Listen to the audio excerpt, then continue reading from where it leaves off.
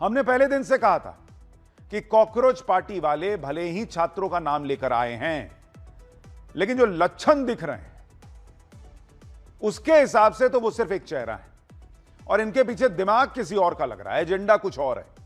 और आज वो बातें खुलकर सामने आने लगी है। आप देखिए कि कॉकरोच जनता पार्टी वालों ने अपना नया प्लान अब देश के सामने रख दिया है, लेकिन इनके इस प्लान में झारखंड के छात्र नहीं है बॉस।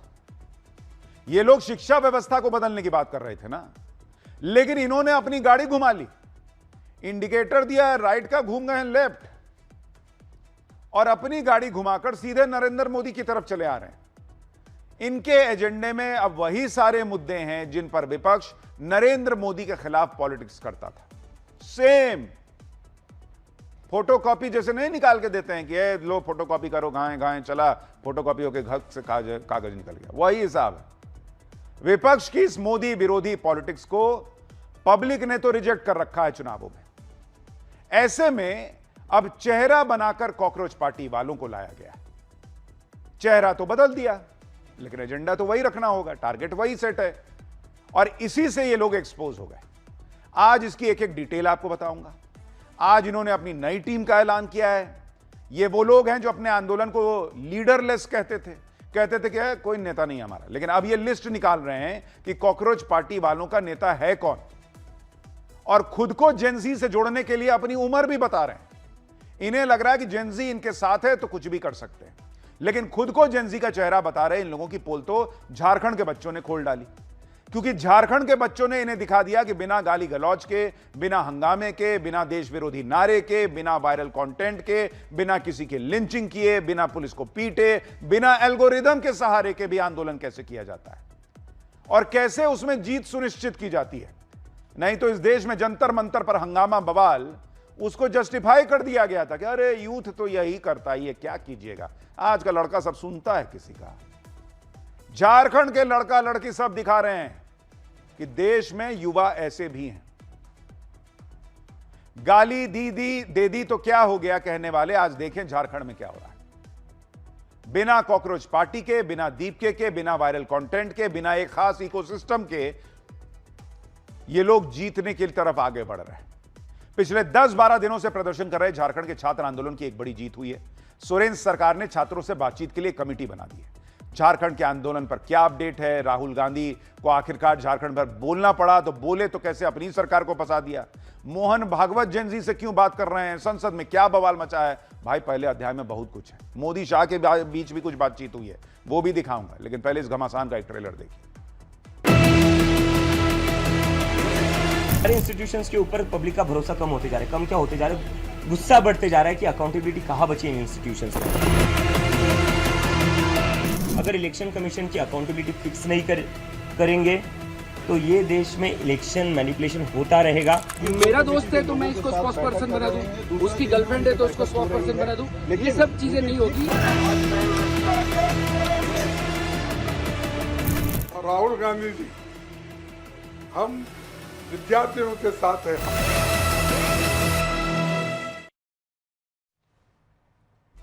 देखिए आज राहुल गांधी की भी बात होगी, संघ प्रमुख मोहन भागवत की भी बात होगी, कॉकरोच जनता पार्टी वालों के नए प्लान की भी बात होगी, क्योंकि सब इस वक्त जेनजी की बात कर रहा है, जेनजी से खुद को जोड़ने में लगे हैं। कॉकरोच पार्टी वालों ने जेनजी का जिस तरीके से पूरा आंदोलन खड़ा करने का प्रयास किया, आरोप लगे कि इन्होंने तो यूथ को यूज कर लिया। राहुल गांधी खुद को जेनजी का लीडर साबित करने में लगे हैं। उधर संघ प्रमुख मोहन भागवत भी अब जेनजी से संवाद कर रहा है। मोहन भागवत ने जेनजी को लेकर क्या कहा है, इसकी बड़ी चर्चा है। राहुल गांधी ने झारखंड के आंदोलन पर क्या बोला है, यह भी आपको बताऊंगा, लेकिन पहले कॉकरोच जनता पार्टी वालों की बात, क्योंकि वो अपनी नई प्लानिंग में लगे हुए हैं। पहले तो कहा गया कि अभिजीत दीपके को टाइफाइड है, घर से निकल ये नहीं सकते हैं। इनमें इनके जितने लोग थे वो झारखंड नहीं जा पाए, लेकिन वहां संभाजी नगर गए इनसे मिलने, 2 दिन मीटिंग हुई। इनके पास झारखंड के छात्रों से मिलने के लिए रांची जाने का टाइम नहीं था, लेकिन रोज मीटिंग कर रहे थे। और अब क्या करेंगे, तब क्या करेंगे की चर्चा थी। अब जाकर इस मीटिंग का निचोड़ सामने आया है। कॉकरोच पार्टी अब मेंबरशिप ड्राइव चलाने वाली है। वो लोगों से कहेगी कि हमारे साथ जुड़िए। उनका जमीन पर उतरने का प्लान सामने आ गया है। वो कह रहे हैं कि सितंबर में पूरे देश में एक कैंपेन शुरू करने जा रहे हैं जिसका नाम होगा क्या बोलती पब्लिक। पूरे देश में ये घूम घूम कर इस कैंपेन को करेंगे, लोगों से राय लेंगे, इनके मुद्दे क्या हैं, उनकी उम्मीदें क्या हैं, इस पर बात करेंगे। एजुकेशन रिफॉर्म इनका सबसे बड़ा एजेंडा होगा, कह रहे हैं। शिक्षा बहुत महंगी हो गई है, इस मुद्दे को उठाएंगे। कैसे सस्ती और अच्छी एजुकेशन मिले, इस मुद्दे को उठाएंगे। कुल मिलाकर अभी तो इनके पास फ्यूचर को लेकर कोई ठोस प्लान नहीं है। कह रहे हैं कि नहीं, हम सबके बीच जाएंगे या बात करेंगे। लेकिन इन सारी बातों में एक एजेंडा बहुत क्लियर है कि ये जो भी करेंगे उसमें नरेंद्र मोदी की सरकार को टारगेट जरूर करेंगे और बाकी सरकारों पर चुप्पी होगी, जैसा कि अभी झारखंड में दिख गया। क्योंकि अगर ऐसा नहीं होता तो कॉकरोच पार्टी वाले झारखंड गए होते, विपक्ष के दूसरे राज्यों में जहां जहां एजुकेशन सिस्टम के विवाद की खबरें हैं, पंजाब में भी प्रदर्शन हो रहा है, वहां जाते। लेकिन इनका तो टारगेट फिक्स है नरेंद्र मोदी।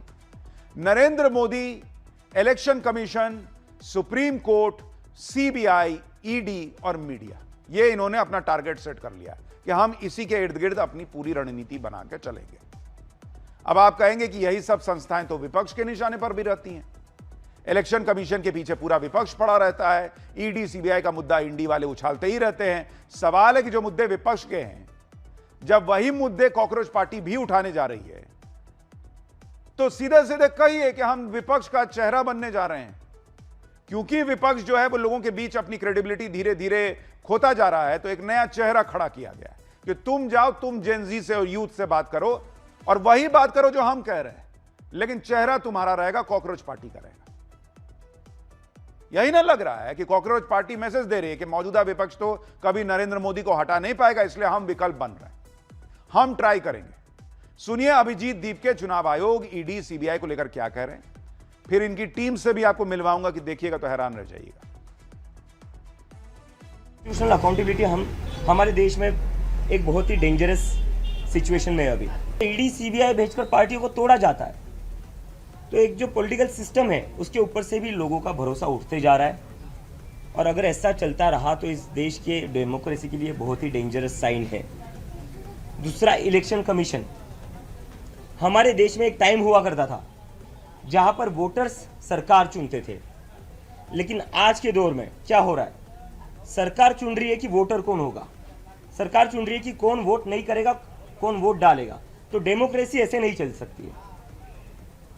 तो इस पर इलेक्शन कमीशन की जो अकाउंटेबिलिटी है वो भी फिक्स करनी पड़ेगी।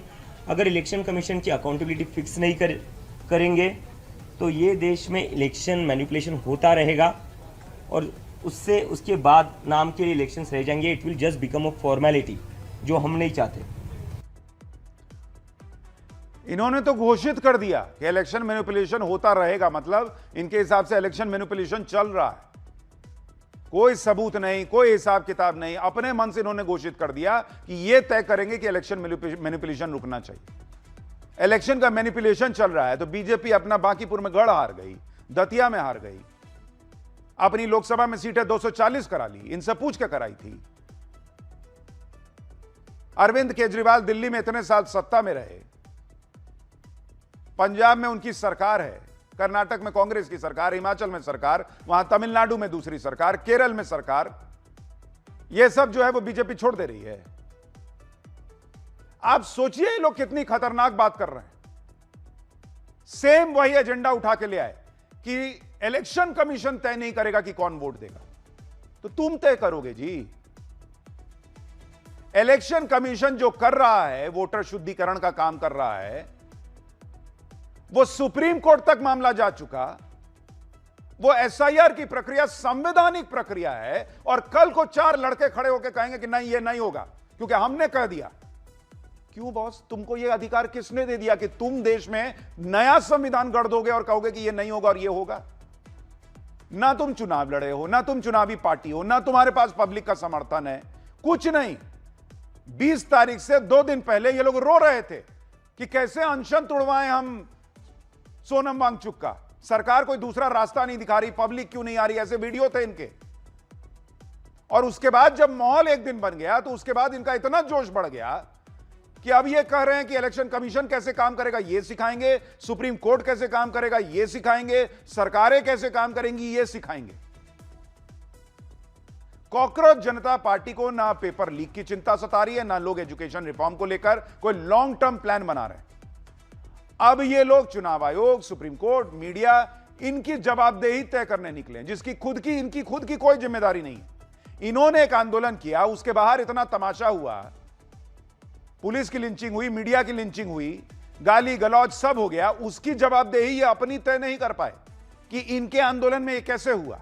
बिना इन्होंने परमिशन लिए उस दिन संसद मार्च निकाला, इन पर एक एफआईआर अब तक नहीं हुआ है कि तुमने बिना पूछे निकाला और उसके बाद जो कांड हुआ उसमें तुम्हारी जवाबदेही क्यों नहीं है। इनकी कोई जवाबदेही नहीं है, लेकिन ये चले हैं भर दुनिया की जवाबदेही तय करने।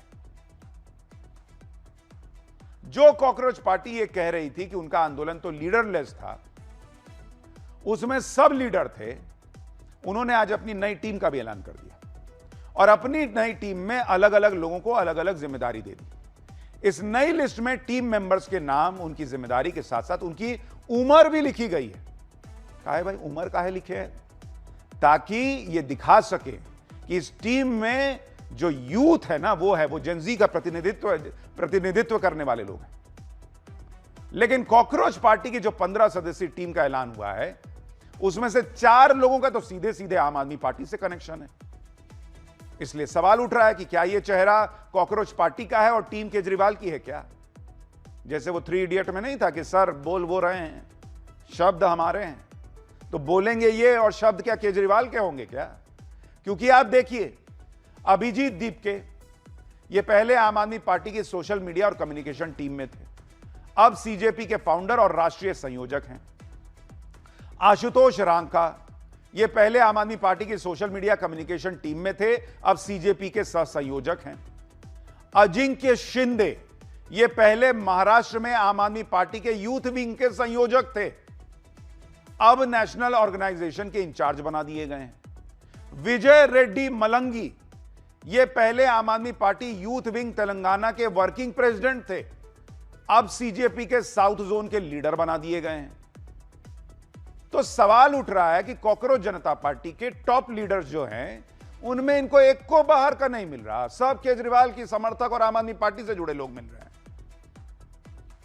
देखिए, आम आदमी पार्टी से जुड़ा होना, केजरीवाल को पसंद करना कोई अपराध नहीं है, लेकिन खुल के खेलिए, बोलिए कि हम जो हैं आम आदमी पार्टी की जेनजी की नई टीम है, हमको जिम्मेदारी दी गई है, टेंडर दिया गया कि तुम जाओ जेनजी से वो बात कहो जो हम कहते हैं तो नहीं सुन रहा है। सीधा क्लियर, इसमें इतना तामझाम क्या करना है? क्या लिपापोती? सब दिख रहा है तो दिख रहा है। इधर अभिजीत दीपके ने नई टीम बनाई, उधर उनके घर के बाहर हंगामा हो गया। 2 लड़के दीपके के घर के बाहर धरने पर बैठे। इनका आरोप है कि अभिजीत दीपके इनको भूल गए, मीटिंग के लिए नहीं बुलाया, जबकि ये भी कॉकरोच पार्टी के साथ ही हैं। इनका आरोप है कि कॉकरोच पार्टी में भी भाई भतीजावाद शुरू हो गया, जान पहचान वालों को पद बांटे गए। पहले ही दिन कांड हो गया। सुनिए ये लोग क्या कर रहे हैं। अपने कॉलेज के फ्रेंड को, इन सबको ये किया जा रहा है। हमने इंटरनल ये चीजें बाहर लाए, इसके बहुत प्रयास किए। आप क्या विरोध कर रहे हो? विरोध नहीं, हम अनशन कर रहे हैं। आज से हमने अन्न जल छोड़ दिया है। लेकिन क्या कारण क्या है? कारण यही है कि भाई हमारा परिवार है, आंदोलन हमारा है, आंदोलन देश का है, तो देश में जितने भी लोग हैं उन सबको इन करके एक डिसीजन लिया जाए। मेरा दोस्त है तो मैं इसको स्पोक्स पर्सन बना दूं, उसकी गर्लफ्रेंड है तो उसको स्पोक्स पर्सन बना दूं। ये सब चीजें नहीं होगी। देश में जिन लोगों ने लाठियां खाई है, जिन्होंने आंदोलन किया, उन सबको पार्टिसिपेशन होगी। कोई डिसीजन आप उनके टीम से हो? कहाँ से? हम टीम नहीं है, हम वॉलंटियर ही है। वॉलंटियर है उनके साथ? हमारा छोटा भाई है वो। अच्छा, हम उसके खिलाफ नहीं है। आपकी बात हुई उनसे कुछ? हमारी बात कंटिन्यू हम प्रयास कर रहे हैं, पर हमारे आप जंतर मंतर वाले आंदोलन पे थे? अब अभिजीत दीप के भर दुनिया की जवाबदेही तय करने निकले हैं। ये 2 लड़के कह रहे हैं आपकी जवाबदेही तो तय हो कि आपने अपने मने टीम बना ली। 4 लोग बैठे, आपस में गपशप किए, तू ये है भाई, तू वो है भाई, तू वो है भाई, सबकी केजरीवाल के साथ फोटो, सबका आम आदमी पार्टी से पुराना रिश्ता निकल रहा है 4-5 लोगों का। कईयों के तो पुराने ट्वीट निकल रहे हैं जिसमें भर भर के तारीफ है केजरीवाल जी की, आम आदमी पार्टी के नेताओं की। उसमें भी कोई बुराई नहीं, वही ना कह रहा हूं, खाली खुल के बोल दीजिए कि हम ये काम कर रहे हैं भाई। अभिजीत दीपके ने आज दुनिया भर की बात कर ली, चुनाव आयोग से लेकर सुप्रीम कोर्ट तक की बात कर ली, पूरे देश में कैंपेन चलाने का प्लान बना लिया। लेकिन ये झारखंड कब जाएंगे इसकी बात ही नहीं करते हैं। अभिजीत दीपके ने कहा था कि उनको टाइफाइड है, जैसे ही ठीक हो जाएंगे रांची चले जाएंगे, लेकिन अब उनके प्लान में रांची कहीं दिख ही नहीं रहा है। रांची के छात्र भी कॉकरोच पार्टी का कोई लोड नहीं ले रहे, वो अपनी लड़ाई अपने दम पर लड़ रहे हैं, बिना इकोसिस्टम बिना एल्गोरिदम की मदद के लड़ रहे हैं। उनकी लड़ाई के आगे अब सोरेन सरकार को झुकना पड़ा है। खबर है कि सोरेन सरकार ने छात्रों से बात करने के लिए कमेटी बनाई है। सोरेन सरकार से बात करने के लिए 8 छात्रों का नाम तय हुआ है। इसके अलावा 2 पत्रकार और एक लीगल एक्सपर्ट भी बातचीत में मौजूद रहेंगे। कमेटी में झारखंड सरकार के मंत्री और सचिव स्तर के अधिकारी भी मौजूद रहेंगे। छात्रों का कहना है कि वो सीधे मुख्यमंत्री हेमंत सोरेन से ही बात करेंगे। झारखंड के मुद्दे को लेकर कॉकरोच पार्टी और इंडी वालों से बहुत सवाल हो रहे हैं कि जो लोग कुछ दिन पहले तक जेनजी के नेता बनने के लिए रेस में थे, वो झारखंड छात्रों के बीच क्यों नहीं जाते, उनकी आवाज क्यों नहीं बनते। अब जब ज्यादा दबाव पड़ने लगा, भर दुनिया में थू थू होने लगी, छीछा लेदर होने लगी कि ये तो पकड़ा गए, सब खुल गया इनका पोल, तो अब प्रदर्शन के 12 दिन बाद ये लोग बोलना शुरू कर रहे हैं, कुछ लोग वहां पहुंचना शुरू कर रहे हैं। आज राहुल गांधी ने भी अपनी चुप्पी तोड़ी।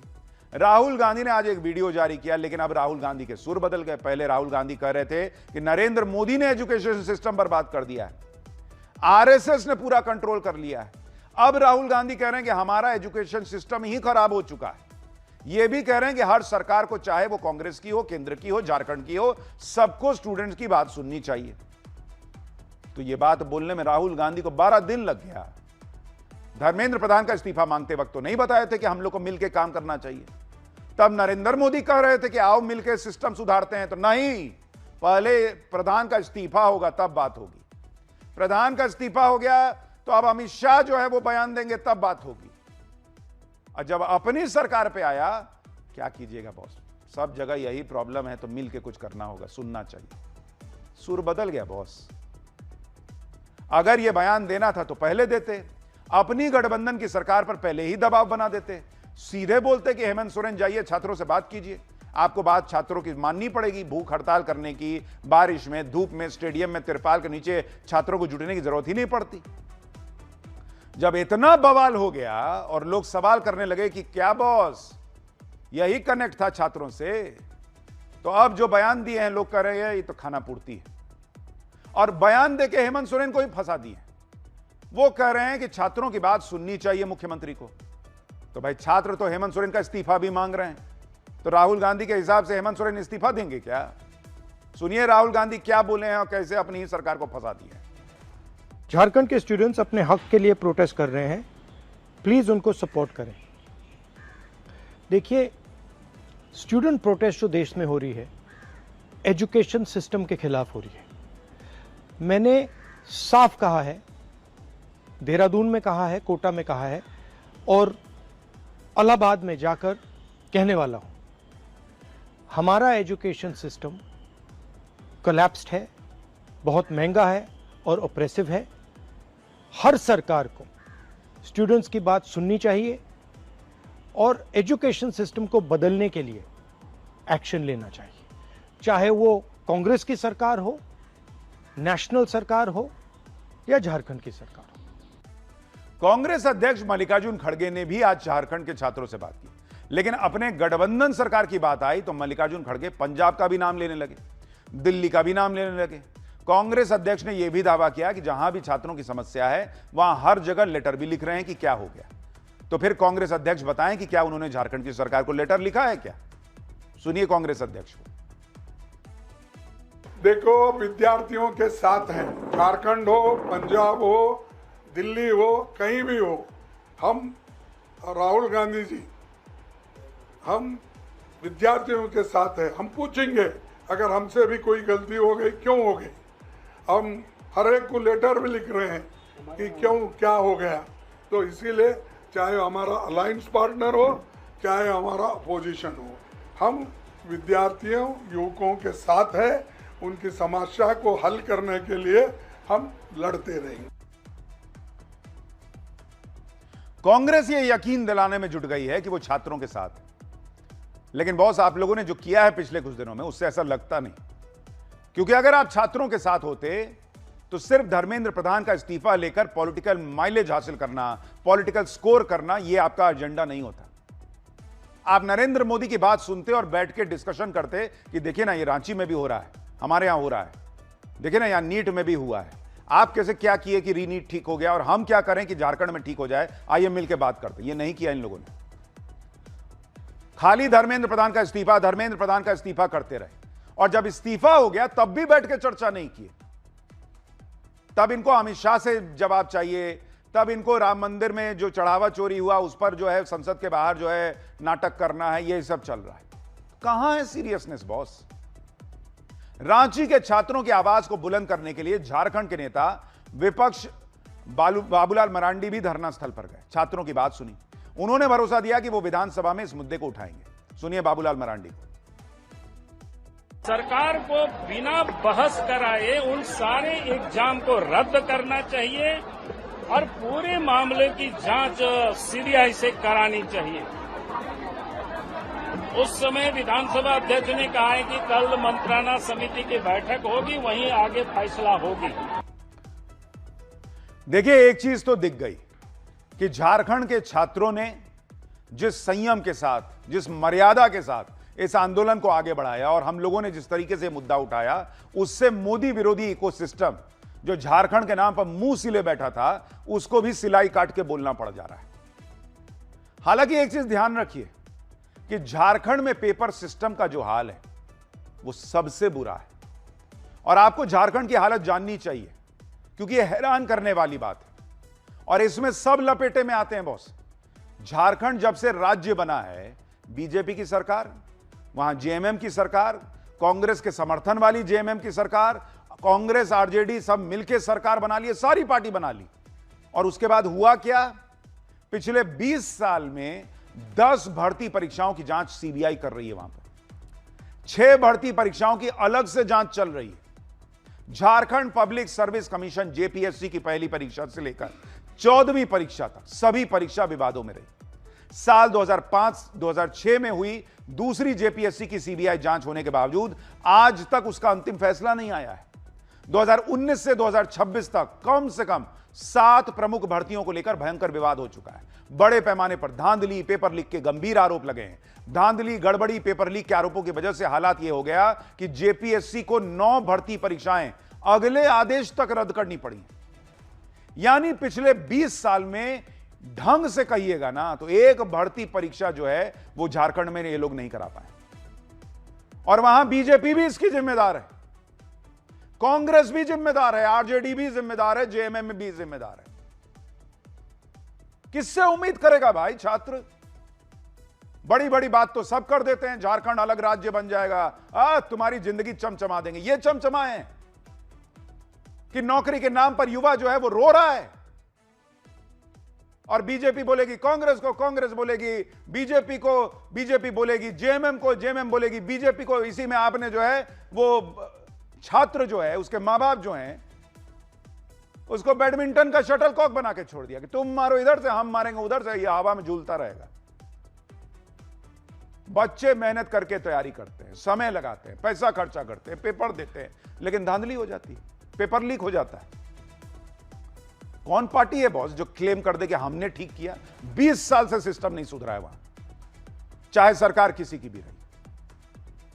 देखिए, शिक्षा का मुद्दा सीधे जेनजी से जुड़ा है। जेनजी की आवाज बनने के लिए अब हर कोई आगे आ रहा है। आरएसएस भी इसको लेकर एक्टिव हो गया। मुंबई में संघ प्रमुख ने जेनजी से संवाद किया, उनके मुद्दों पर बात की। मोहन भागवत ने जेनजी से ज्यादा संवाद करने पर जोर दिया। सुनिए संघ प्रमुख को भी। मुझे लगता है कि ये जो नई पीढ़ी है, जेन जी, जेन अल्फा, ये अभी जो हमारी एग्जिस्टिंग पीढ़ी है उससे ज्यादा ऑनेस्ट है। अरे वाह, बढ़िया है। और देशभक्ति और सेवा का ऑनेस्ट अपील उसमें चलता है। शिक्षा सर्वसुलभ हो, सबको मिले, ऐसा उसका स्ट्रक्चर करना चाहिए। तो इसमें तो बहुत सारा विचार करना पड़ेगा, फीस को लेके सारी बातें। दूसरा, शिक्षा हम सबकी रिस्पॉन्सिबिलिटी है। देखिए, इधर जेनजी की बात सब कर रहे हैं, उधर संसद में सीन बदल ही नहीं रहा। आज भी संसद नहीं चली, सरकार बड़े बड़े बिल लाने की तैयारी करके बैठी है, और आप देखिए वहां कैसी हलचल है, कैसी मीटिंग पर मीटिंग चल रही है। संसदीय कार्य मंत्री किरण रिजिजू ने आज फिर नेता प्रतिपक्ष राहुल गांधी से मुलाकात की। सरकार ने लगातार दूसरे दिन आज नेता प्रतिपक्ष राहुल गांधी से बातचीत की। उधर गृह मंत्री अमित शाह ने प्रधानमंत्री नरेंद्र मोदी से मुलाकात की। चर्चा है कि सरकार कई मुद्दों पर विपक्ष के साथ जारी गतिरोध को खत्म करने की कोशिश कर रही है और यही वजह है कि संसदीय कार्य मंत्री किरण रिजिजू और लोकसभा में नेता प्रतिपक्ष राहुल गांधी के बीच एक बार फिर बातचीत हुई। सूत्रों के मुताबिक किरण रिजिजू ने राहुल गांधी से कहा कि महिला आरक्षण बिल जो है उस पर सरकार को विपक्ष से सहयोग अपेक्षित है, यानी सरकार उम्मीद कर रही है कि विपक्ष साथ देगा। इस पर राहुल गांधी का कहना था कि वो महिला आरक्षण बिल पर सभी पार्टियों से विस्तृत राय लेना चाहते हैं, जबकि बात यह है कि सरकार सारी पार्टियों से इस मुद्दे पर बात कर चुकी है। कांग्रेस इसमें महत्वपूर्ण राजनीतिक दल है, लेकिन इसके बावजूद कांग्रेस की तरफ से यह कहा गया कि विपक्ष महिला आरक्षण बिल पर ऑल पार्टी मीटिंग चाहता है, जबकि सरकार पिछले ही सत्र में महिला आरक्षण पर समाजवादी पार्टी, डीएमके और एनसीपी से बात कर चुकी है और अब सरकार ने महिला आरक्षण पर राहुल गांधी से समर्थन का आग्रह किया। पर राहुल गांधी सर्वदलीय बैठक बुलाने की मांग कर रहे हैं। इधर मुलाकात के बाद किरण रिजिजू ने कहा कि राहुल गांधी के साथ उनकी अच्छी बातचीत हुई। सरकार ने एक खास मुद्दे पर विपक्ष से समर्थन का अनुरोध किया है। देखिए वो क्या बता रहे हैं। मैंने बात कर रहे राहुल गांधी जी से, मेरा अच्छा बात हुआ और एक विषय हमने रिक्वेस्ट किया है और बाकी विषय में भी बात किया है। हम तो चाहते हैं कि कांग्रेस और बाकी ऑपोजिशन पार्टी से हम लगातार बातचीत करते रहें और तालमेल करके काम करें। हम एक दूसरे के विरोधी हैं, दुश्मन तो नहीं है ना, तो देश हित में हम सब मिलके काम करें। लेकिन ऐसा चित्र दिखाते हैं बाहर में कि हम बिल्कुल पार्लियामेंट चलने ही नहीं देंगे, तो इसका नुकसान किसका होगा? नुकसान तो किसका हो रहा है वो दिख ही रहा है। लेकिन पाठशाला में अब अगला अध्याय। बांग्लादेश में मुनीर का प्लान एक्सपोज। 2 साल बाद शेख हसीना के बोलते वहां क्या गजब हो गया। शेख हसीना के बांग्लादेश लौटने से पाकिस्तान क्यों बौखलाया हुआ है? उसके आतंकी प्लान का पलीता लग जाएगा क्या? पीओके में लोगों को मरवाते, पत्रकारों को बैन करते पाकिस्तान को पीएम मोदी ने बांग्लादेश में भी फंसा दिया है क्या? अब इसका अध्याय। पाकिस्तान और मुनीर इन दोनों गजब पनौती बने हुए हैं। इधर पाकिस्तान में ऐसा बवाल मचा है कि फिर से टुकड़े टुकड़े होने का खतरा मंडरा रहा है। घर में मचे गदर के बीच ट्रंप ने भी मुनीर को लात मार दी और अब 2 साल बाद जैसे ही बांग्लादेश की पूर्व पीएम शेख हसीना ने चुप्पी तोड़ी तो मुनीर का एक आतंकी प्लान एक्सपोज हो गया। इस बात का खुलासा हो गया कि कैसे मुनीर आतंकियों और कट्टरपंथियों के साथ मिलकर बांग्लादेश को भारत के पूर्वी किनारे पर एक और पाकिस्तान बनाने की साजिश रच रहा है जहां से आतंकी हमले हो सके।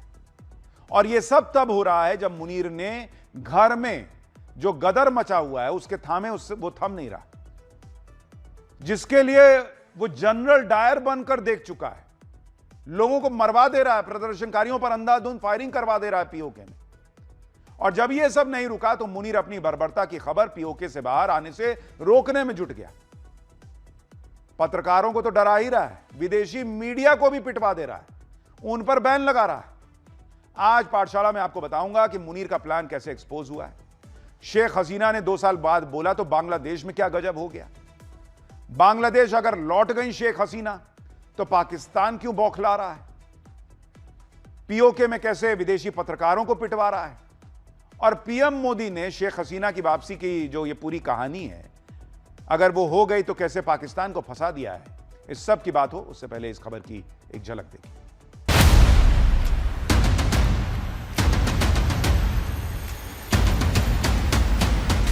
There is necessary step to save Bangladesh. Ban on the Awami League must be lifted.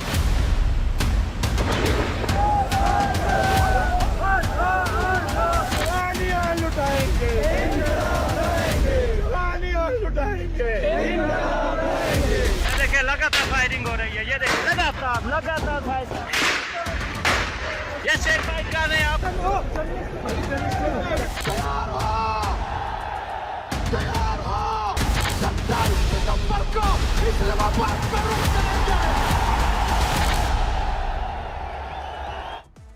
देखिए, सबसे पहले बात बांग्लादेश को लेकर मुनीर के आतंकी प्लान की, जिसे 2 साल की चुप्पी तोड़ते ही बांग्लादेश की पूर्व पीएम शेख हसीना ने एक्सपोज कर दिया और मुनीर के प्लान के धागे शेख हसीना के बेटे ने खोल दिए। 2 साल पहले 5 अगस्त को तख्ता पलट के बाद देश छोड़ने को मजबूर हुई शेख हसीना ने 5 अगस्त को पहली प्रेस कॉन्फ्रेंस की। 25 मिनट के भाषण में उन्होंने बताया कि कैसे बांग्लादेश में साजिश के तहत जेल में बंद आतंकियों को रिहा किया जा चुका है। शेख हसीना ने बांग्लादेश में हिंदुओं पर हो रहे हमलों का भी जिक्र किया। उन्होंने पिछले 2 सालों के अंदर बांग्लादेश के घरों और काम करने की जगहों पर कट्टरपंथियों की दहशत फैलने का दावा किया। प्रेस कॉन्फ्रेंस के दौरान वो भावुक हो गए और उन्होंने कहा कि ये वो बांग्लादेश है ही नहीं जिसके लिए साल 1971 में 30 लाख लोगों ने अपनी जान दी थी। शेख हसीना ने अपनी स्पीच में जुलाई और अगस्त 2024 की सच्चाई दुनिया के सामने रखी और आरोप लगाया कि साल 2024 में जिस आंदोलन की आड़ में उनकी सरकार को गिराया गया वो असल में छात्रों का आंदोलन था ही नहीं। छात्रों का यूज वहां भी हुआ। आगे शेख हसीना ने कहा कि दरअसल वो छात्रों के विरोध प्रदर्शन की आड़ में हुई तख्तापलट की एक सुनियोजित साजिश थी। इस आंदोलन का मकसद बैलेट बॉक्स से चुनी गई सरकार से सत्ता को छीनना था। आगे शेख हसीना ने कट्टरपंथियों को निशाने पर लेते हुए कहा कि वो बातचीत और कानून के जरिए मुद्दे को सुलझाने की कोशिश में जुटी थी, लेकिन कुछ समूहों ने छात्रों को हिंसक राजनीतिक हथियार में बदल दिया। वो बोली कि लोग पर्दे के पीछे से पूरे आंदोलन को चला रहे थे। अपनी बातों को सही साबित करने के लिए शेख हसीना ने बांग्लादेश की अंतरिम सरकार के प्रमुख रहे मोहम्मद यूनुस का भी बयान याद दिलाया, जिसमें मोहम्मद यूनुस ने कहा था कि यह बहुत सोच समझकर तैयार किया गया आंदोलन था। शेख हसीना ने दिसंबर में वापस लौटने का ऐलान किया। कहा कि वो जानती हैं कि उन्हें मारा भी जा सकता है, लेकिन वो फिर भी वापस लौटेंगे। मौत की सजा, झूठे मुकदमे उन्हें नहीं डरा सकते। शेख हसीना ने यह आशंका इसलिए जताई क्योंकि साल 2024 में हुए तख्तापलट के बाद उनके खिलाफ 150 से ज्यादा केस दर्ज किए गए। इनमें से 10 मामलों में उन्हें दोषी ठहराया जा चुका है। उन पर एक आरोप यह भी है कि 2 साल पहले हुए प्रदर्शन के दौरान उन्होंने फायरिंग का आदेश दिया। बांग्लादेश की एक कोर्ट इसी साल मानवता के खिलाफ अपराध के एक मामले में शेख हसीना को फांसी की सजा सुना चुकी है। बावजूद इसके वो बांग्लादेश जा रही हैं।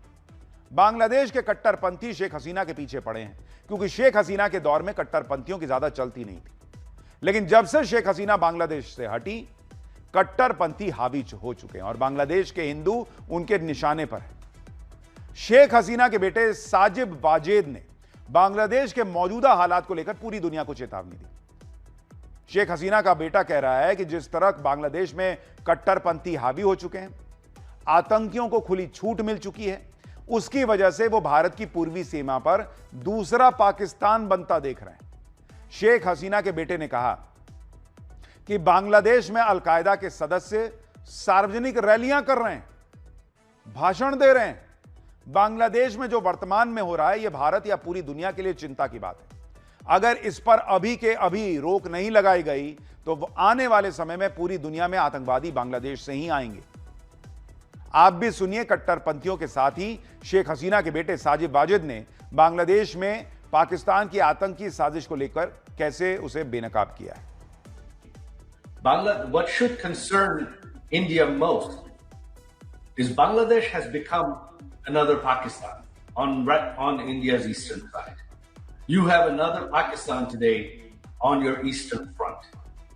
Foreign intelligence services, especially ISI, has an open hand. यानी पाकिस्तान और मुनीर को समझ में आ गया कि पाकिस्तान बॉर्डर से आतंकियों को घुसाना मुश्किल हो रहा है। सब कश्मीर में ठोक दिए जाते हैं, तो इन्होंने नया प्लान यह बनाया कि वहां बांग्लादेश में आतंकियों को ट्रेन करो और वहां से भारत में घुसाने का प्रयास करो। शेख हसीना और उनके बेटे ने कट्टरपंथियों को लेकर जो चेतावनी दी है वो हवा हवाई नहीं है। आप देखिए, शेख हसीना के बांग्लादेश लौटने का ऐलान करते ही वहां बवाल खड़ा हो गया। इसके लिए जरिया बनाया गया उस क्रिकेटर शाकिब अल हसन को, जिसने बांग्लादेश को पूरी दुनिया में पहचान दिलाई। शाकिब अल हसन अवामी लीग से जुड़े होने की वजह से शेख हसीना की वर्चुअल प्रेस कॉन्फ्रेंस से जुड़े हुए थे, तो कट्टरपंथी भड़क गए। बांग्लादेश में उनके घर पर पेट्रोल बम से हमला कर दिया। यह हाल तब है जब बांग्लादेश सरकार ने शेख हसीना से जुड़े इवेंट के अपने देश में प्रसारण पर पहले ही पूरी तरह रोक लगा दी थी। बांग्लादेश ने भारत की जमीन पर पूर्व पीएम शेख हसीना की प्रेस कॉन्फ्रेंस होने पर नाराजगी जताई, लेकिन भारत के विदेश मंत्रालय ने दो टूक कह दिया कि कार्यक्रम एक निजी मीडिया संस्था आयोजित कर रही है, भारत सरकार का इससे कोई लेना देना नहीं। इस मंच पर रखे जाने वाले किसी भी विचार का सरकार समर्थन भी नहीं करती। दरअसल शेख हसीना की वर्चुअल प्रेस कॉन्फ्रेंस दिल्ली में हुई, लेकिन इसका आयोजन एक प्राइवेट मीडिया ऑर्गेनाइजेशन FCCSA यानी foreign correspondents club of south Asia ने किया।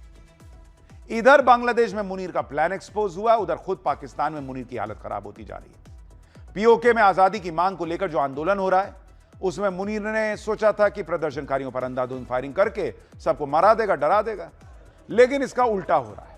अब भी पीओके के लोग आजादी की मांग को लेकर सड़कों पर उतरे हुए हैं। अब तो महिलाएं भी सड़कों पर मोर्चा संभाल चुकी हैं।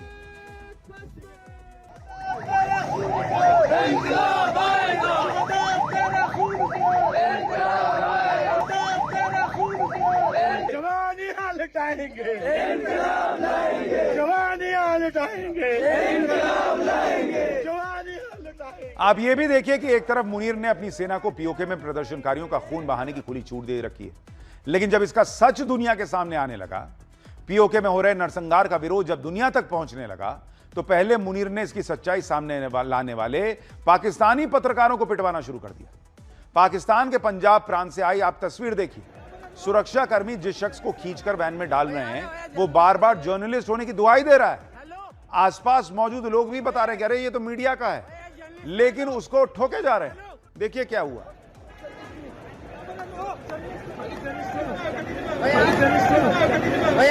जर्नलिस्ट हेलो,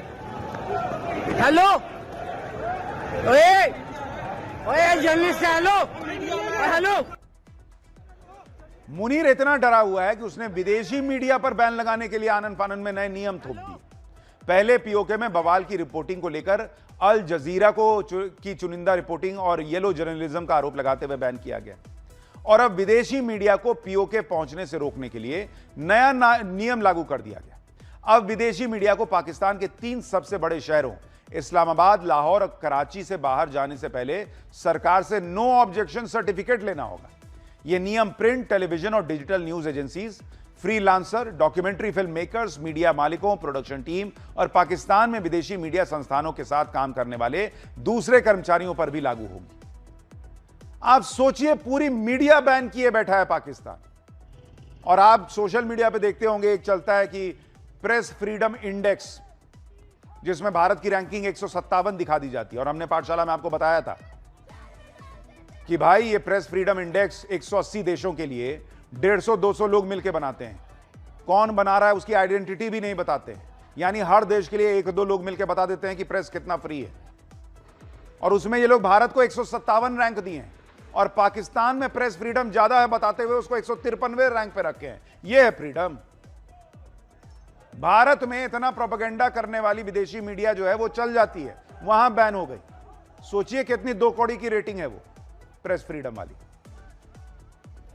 पीओके के बवाल में बुरी तरह फंस चुके मुनीर को अब नई टेंशन मिल गई। एक तरफ पीओके के लोग आजादी के लिए लॉन्ग मार्च निकाल रहे हैं, वहीं जेल में बंद पाकिस्तान के पूर्व पीएम इमरान खान की पार्टी ने उनकी रिहाई के लिए नया मोर्चा खोलने का ऐलान कर दिया।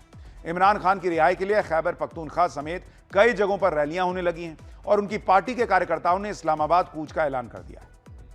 तैयार हो तो इंशाअल्लाह ताला 27 सितंबर को इस्लामाबाद का रुख करेंगे। तो ये सब चल रहा है पड़ोस में, बांग्लादेश में, पाकिस्तान में। फिलहाल पाठशाला में अगला अध्याय, पहले सरेआम मरा माफिया अतीक, अब बेटे की सड़क पर मौत। पूरा परिवार खत्म हो जाएगा क्या? 3 साल में 4 मौत, मिट्टी में मिल गया अतीक अहमद का गैंग। कहां है अतीक की पत्नी शाइस्ता? अब इसका अध्याय। माफिया अतीक अहमद के परिवार और उसके गैंग का बुरा समय खत्म ही नहीं हो रहा। पिछले 3 साल में अतीक फैमिली से एक-एक करके लोगों की मौत हो रही है। अतीक अहमद, जिसकी कभी यूपी में तूती बोला करती थी, जिसके एक इशारे पर प्रयागराज थम जाता था, आज उसके परिवार का कोई नाम लेने वाला नहीं बचा है। यूपी के सीएम योगी आदित्यनाथ ने कहा था कि माफिया को मिट्टी में मिला देंगे, और वाकई में यूपी में कई माफिया जो हैं उनके साथ यही हुआ। अतीक अहमद का गैंग भी मिट्टी में मिलता जा रहा है। इधर अतीक अहमद के परिवार को नया जख्म मिल गया। अतीक अहमद का सबसे छोटा बेटा अबान अहमद एक हादसे में मारा गया है। किसी ने सोचा नहीं होगा कि अतीक अहमद के परिवार के लिए ऐसा समय भी आएगा जब लोग कहने लगेंगे कि उसका खानदान खत्म हो गया है। अतीक अहमद और उसके भाई अशरफ की दिन दहाड़े लाइव टीवी पर गोली मारकर हत्या हुई थी, वो तो सबको याद है। उसके बेटे असद का एनकाउंटर हुआ था।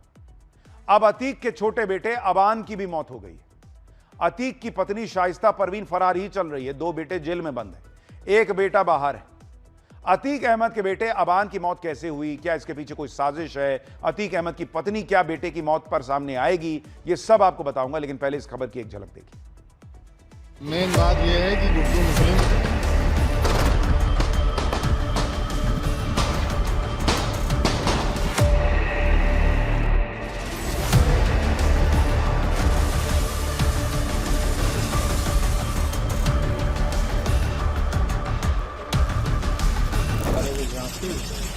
मुस्लिम जा रहा है भाई की मुलाकात, तो ठीक बैलेंस होने से गाड़ी टकरा गई डिवाइडर में।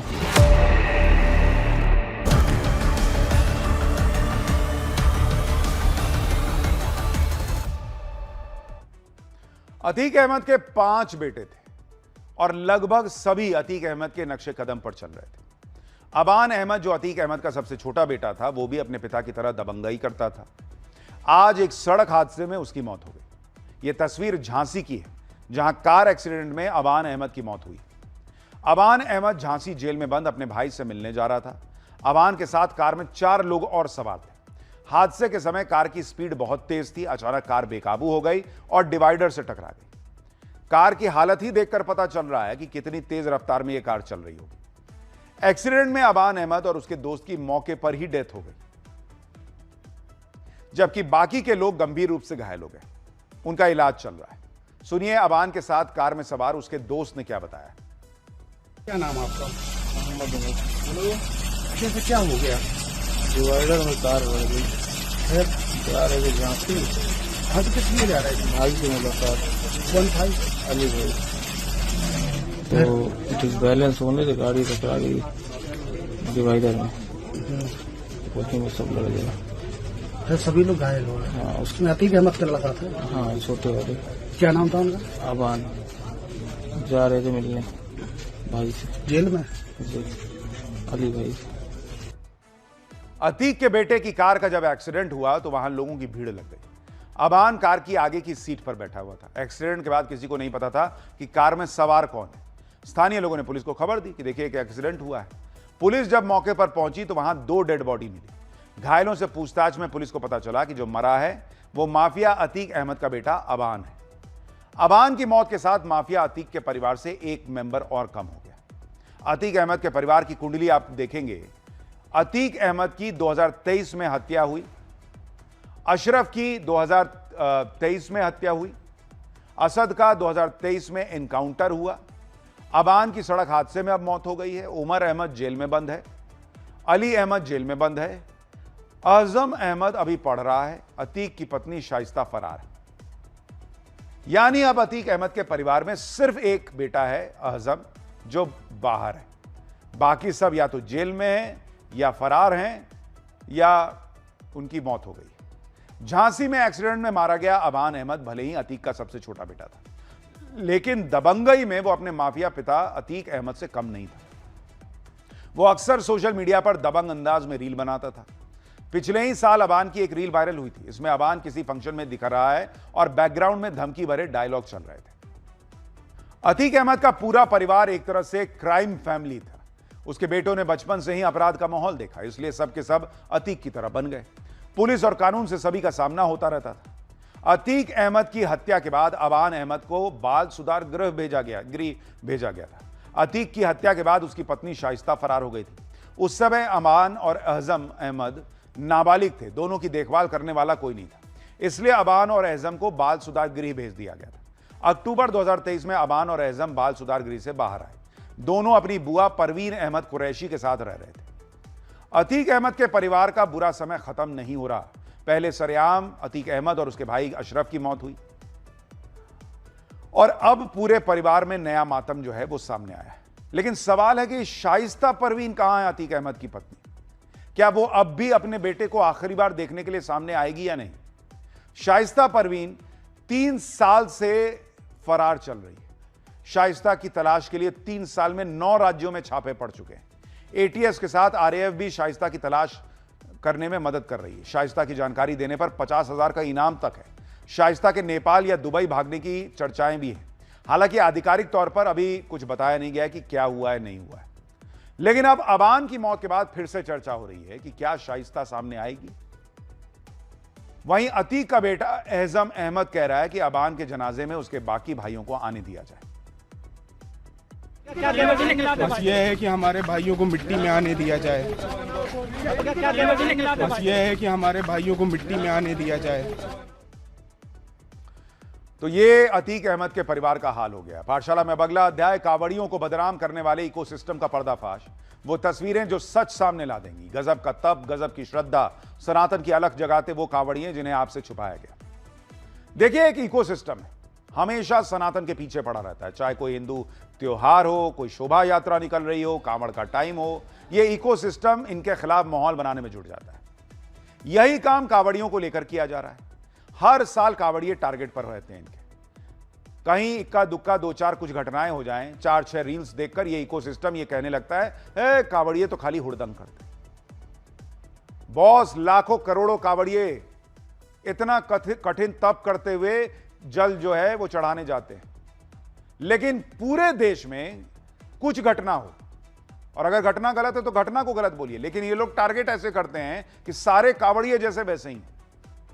कहीं ट्रैफिक जैम का वीडियो डाल देंगे, कहीं बहस हो गई तो उसका क्लिप उठा के डाल देंगे, और पूरा नैरेटिव चला देंगे कि इस देश में सनातन मानने वाले सब ऐसे ही हों, उड़दंगी हैं, और कावड़िए सड़क पर निकल के पूरे देश को परेशान कर रहे हैं। यही इनका एजेंडा हर बार रहता है।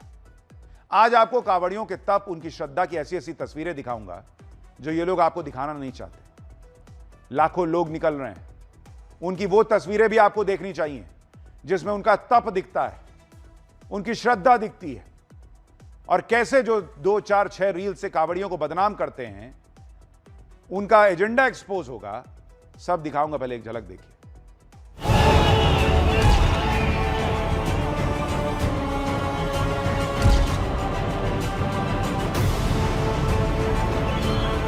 मैं ऐसे लोगों को नशेड़ी, अंगेड़ी, लूटपाट करने वाला और आतंकवादी तक बोलता हूं।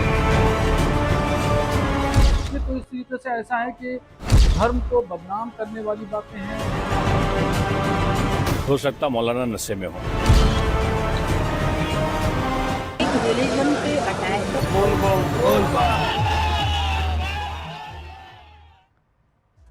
आप गजब की श्रद्धा देखिए कावड़ियों के। पहले हिम्मत और अटूट आस्था की मिसाल पेश करते हुए दिल्ली के मुकेश ठाकुर इन दिनों कावड़ यात्रा के दौरान लोगों के लिए प्रेरणा बने हुए। एक पैर कृत्रिम होने के बावजूद वो हरिद्वार की हड़की पौड़ी से गंगा जल लेकर पैदल दिल्ली की तरफ बढ़ रहे हैं। आप देखिए, साल 2014 में सड़क हादसे में अपना पैर गंवाने के बाद भी उन्होंने हार नहीं मानी, और अब कठिन परिस्थितियों के बीच अपनी अटूट श्रद्धा के साथ वो यात्रा पूरी कर रहे हैं। ये कांवड़िए नहीं दिख रहे इन लोगों को। पंजाब से आया एक परिवार अपनी 100 साल से ज्यादा उम्र की दादी को कंधों पर पालकी में बैठाकर हरिद्वार ले जा रहा है। गंगा स्नान कराया और अब करीब 300 किलोमीटर की पैदल यात्रा करते हुए वापस घर लौट रहा है। इस यात्रा में परिवार के कई सदस्य शामिल हैं जो अपनी दादी को ही कावड़ मानकर भगवान शिव के प्रति श्रद्धा व्यक्त कर रहे हैं। ये श्रद्धा, ये भक्ति, ये सनातन में विश्वास क्यों नहीं दिखाते लोग? मुजफ्फरनगर के कावड़ मार्ग पर एक 12 साल की नन्ही शिव भक्त भी चर्चा में है। हरियाणा के झज्जर की रहने वाली दीक्षा अपनी छोटी डर्ट बाइक पर हरिद्वार से गंगाजल लेकर यात्रा पूरी कर रही है। उसकी यह यात्रा सिर्फ भगवान शिव की भक्ति तक सीमित नहीं, बल्कि शाकाहार अपनाने, पशु संरक्षण और गौ सेवा का संदेश दे रही है। इस बार हरिद्वार से बागपत तक निकाली गई 251 फीट लंबी तिरंगा कांवड़ यात्रा भी लोगों के आकर्षण का केंद्र बनी हुई। यानी कांवड़ यात्रा के जरिए परिवार को कैसे लेके चलना है, सनातन को कैसे लेके चलना है, देश को कैसे लेके चलना है, इसका भी मैसेज है। लेकिन 2-4 घटनाएं कहीं हो जाएं तो उसको ऐसे दिखाया जाता है कि वही इस कांवड़ यात्रा का असली चेहरा है, और यह सब तो कुछ है ही नहीं। इस यात्रा के जरिए कांवड़िए शिव भक्ति के साथ साथ देशभक्ति और राष्ट्रीय एकता का संदेश देने की कोशिश कर रहे हैं। पूरे रास्ते हर हर महादेव के जयघोष के साथ कांवड़िए 251 फीट लंबा तिरंगा लेकर आगे बढ़ रहे हैं। कांवड़ियों का कहना है कि उनका उद्देश्य देश प्रेम और राष्ट्रीय एकता का संदेश देना है। ऐसी मनमोहक तस्वीरें लोगों को खूब भा रही हैं। शिव भक्त आस्था के साथ साथ सेहत का भी संदेश दे रहे हैं। बागपत से सामने आई जिम की थीम वाली कांवड़ यात्रा भी सुर्खियों में। डंबल और वेट प्लेट से कांवड़ को सजाया गया है। दिल्ली पुलिस के जवान अमित 250 किलोमीटर की यात्रा पर निकले हैं। युवाओं को नशा छोड़कर फिट रहने का संदेश दे रहे हैं। इस अनोखी कांवड़ यात्रा को देखने के लिए भी लोगों की भीड़ उमड़ रही है। इस बीच कांवड़ यात्रा में शिव भक्तों के अनोखे रंग देखने को मिल रहे हैं। यूपी के मुजफ्फरनगर में भगवान शिव 5.5 करोड़ की स्पोर्ट्स कार की डमी में सवार दिखाए गए। भगवान शिव की यह सवारी चर्चा में है, श्रद्धालुओं के आकर्षण का केंद्र बन गई। मैक्लॉरेन स्पोर्ट्स कार जैसी दिखने वाली इस डमी में भगवान शिव की प्रतिमा लगाई गई है। दिल्ली के 6 शिव भक्त हरिद्वार की हर की पौड़ी से 40 लीटर गंगा जल लेकर आगे बढ़ रहे हैं। बताया जा रहा है कि इस डमी स्पोर्ट्स कार को तैयार करने में करीब 8 लाख रुपए का खर्चा आया। तो यह भी मैं आपको दिखाना चाहता हूं, कुछ लोग हैं जिनका एजेंडा ही है सनातन को टारगेट करो, हिंदू को टारगेट करो, बदनाम करो। हां, जहां कुछ घटनाएं हुई, हिंसा हुई, उसका विरोध कीजिए, लेकिन वही इस कांवड़ यात्रा की तस्वीर है, यह सच नहीं है। लाखों करोड़ों सनातनी जो निकल रहे हैं उनकी तस्वीर यह है। और अब हमारा स्पेशल सेगमेंट, ऐसा क्यों बॉस। कई बार आप शॉपिंग करने जाते होंगे और देखते होंगे कि कई कंपनियों के प्रोडक्ट्स के दाम 100 रुपए ना होकर 99 होते हैं, 200 ना होकर 199, 500 ना होकर 499, 1000 ना होकर 999। ये लोग राउंड फिगर में कीमत नहीं रखते हैं, 1 रुपया कम रख देते हैं। इस 1 रुपए से क्या ही फर्क पड़ता होगा, सोचें कभी। दरअसल कंपनियां एक तरह से आपके दिमाग से खेलती हैं, मनोवैज्ञानिक चाल चलती हैं। अगर आपको 499 और 500 रुपए का विकल्प दिया जाए, दोनों ही फिगर में अंतर सिर्फ 1 रुपए का है, लेकिन आपका दिमाग 500 की जगह 499 को चुनेगा, क्योंकि आपका दिमाग जो है वो लेफ्ट साइड से पढ़ना शुरू करता है। तो उसको 499 का 4 दिखेगा, उसको लगेगा कि ये तो 5 से कम है। इसी को मनोविज्ञान में लेफ्ट डिजिट इफेक्ट कहते हैं। कीमत पढ़ते समय दिमाग बाईं तरफ के अंक पर ज्यादा ध्यान देता है, इसलिए 499 भले 1 रुपया कम है 500 से, लेकिन दिमाग आपको यह बताता है कि ये 500 तो नहीं है, ये तो सस्ता है। इसी वजह से कंपनियां राउंड फिगर के बजाय कीमत को 99 या 95 इस टाइप से रख देती है। इस प्रैक्टिस को चार्म प्राइसिंग कहा जाता है। इसका मकसद धोखा देना नहीं होता, बल्कि दिमाग में यह भावना पैदा करना है कि आपको अच्छी और सस्ती डील मिल रही है। हालांकि हर जगह ये 99, 999 वाली कीमत काम नहीं करती, लेकिन जो कंपनियां लग्जरी या प्रीमियम दिखना चाहती हैं वो इससे बचती हैं। लग्जरी और प्रीमियम कंपनियों के प्रोडक्ट की कीमत अक्सर राउंड फिगर में होती है। लग्जरी, फैशन या हाई एंड प्रोडक्ट सीधे 50,000, 1 लाख जैसी कीमत रखते हैं। ऐसी कीमतें भरोसा, गुणवत्ता और प्रतिष्ठा का एहसास कराती है। यानी यहां भी आपके दिमाग से ही खेलते हैं, लेकिन जिन प्रोडक्ट्स की कीमत के अंत में 9 होता है वो डिस्काउंट या फिर सेल का एहसास कराता है, और प्रीमियम लग्जरी ब्रांड इससे बचते हैं। तो यह है कीमत की कहानी। आज के लिए पाठशाला में इतना ही।